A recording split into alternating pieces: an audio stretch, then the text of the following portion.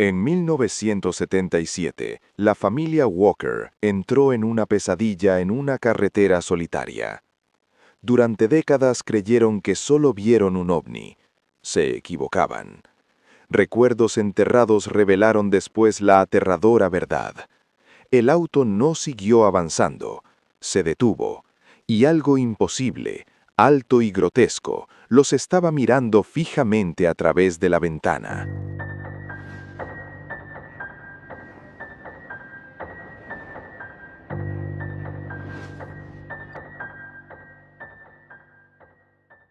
Era una noche tranquila de septiembre de 1977. El reloj marcaba aproximadamente las 9:30 p.m.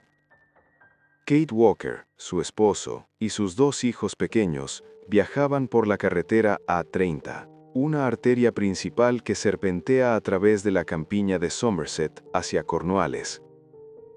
Regresaban de visitar a unos parientes, viajando desde Yeovil hacia Chard. Era una ruta que conocían de memoria, un trayecto rutinario que habían realizado incontables veces. Sin embargo, esa noche, la normalidad estaba a punto de romperse. A medida que se acercaban a Wind Whistle Hill, la colina del viento silbante, un tramo de carretera particularmente aislado y oscuro, la realidad misma pareció alterarse. Lo que ocurriría en las próximas horas se incrustaría en la psique de esta familia durante décadas, fragmentado en recuerdos que tardarían años en volver a encajar. Al llegar a la cima de la colina, algo rompió la monotonía de la oscuridad.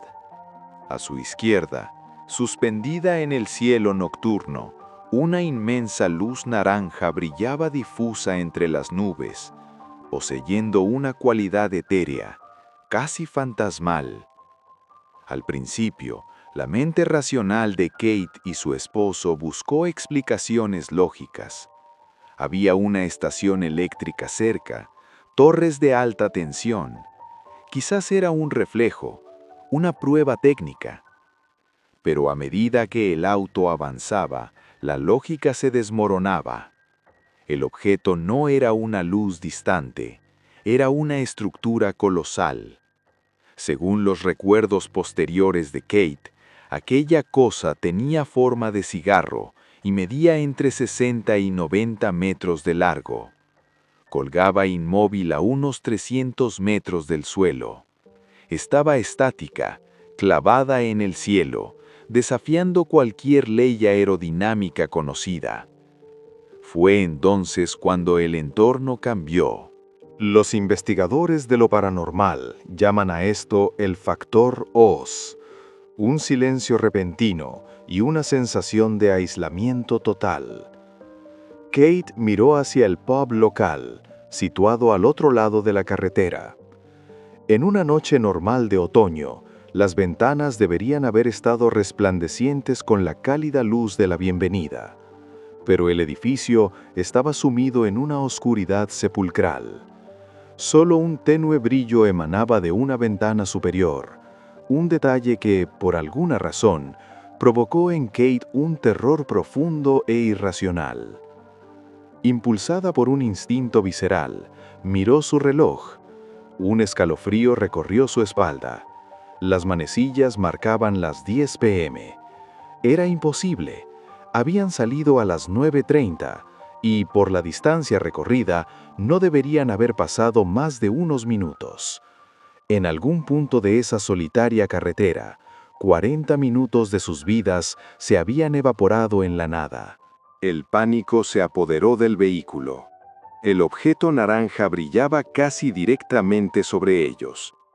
Kate le gritó a su esposo que pisara el acelerador, que lo sacara de allí de inmediato. Él obedeció y el coche salió disparado, alejándose de Wind Whistle Hill y de la inmensa nave que vigilaba desde arriba. El siguiente recuerdo consciente de Kate es confuso, casi como un corte de película.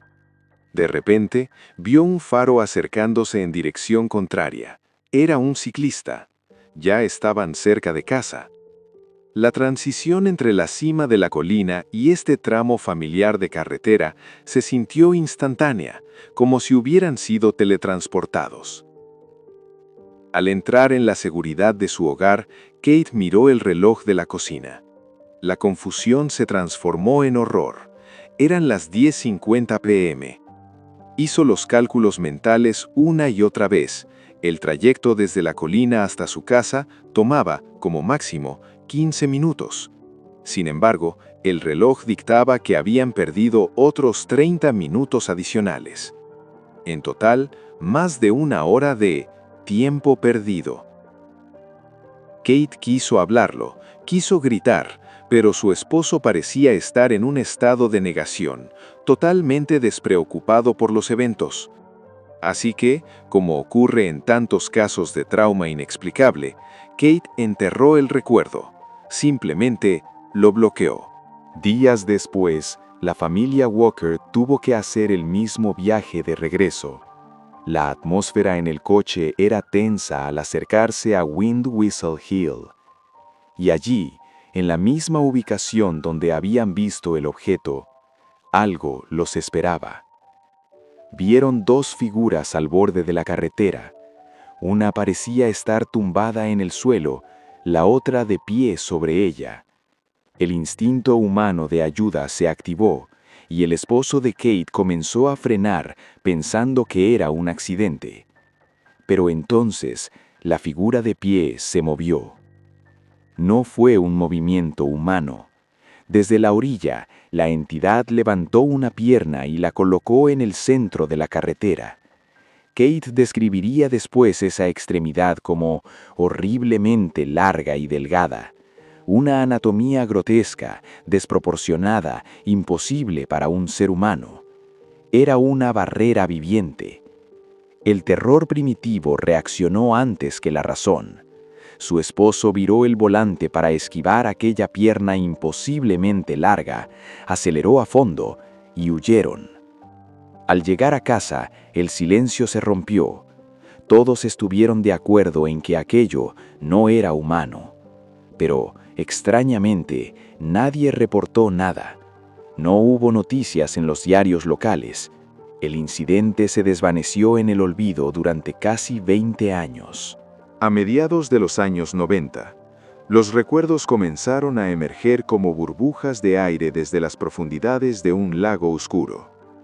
Kate, ahora vuelta a casar, y sus hijos, Jeff y Tony, ya adultos de 20 y tantos años, comenzaron a hablar de esa noche de 1977. Fue Jeff, el hijo mayor, quien reveló la verdadera pesadilla. Sus recuerdos contradecían la versión suave de su madre. Según Jeff, el auto no escapó fácilmente. Él recordaba que, cuando su padre intentó acelerar, el motor murió. Las luces se apagaron. El coche quedó muerto en la oscuridad. Recordaba a su padre girando la llave frenéticamente, el pánico creciendo en la cabina. Jeff describió una sensación física. Todo se movía en cámara lenta. Un zumbido grave y rítmico, una vibración profunda, comenzó a presionar sobre ellos. Una fuerza invisible los estaba aplastando. Entonces ocurrió lo inexplicable.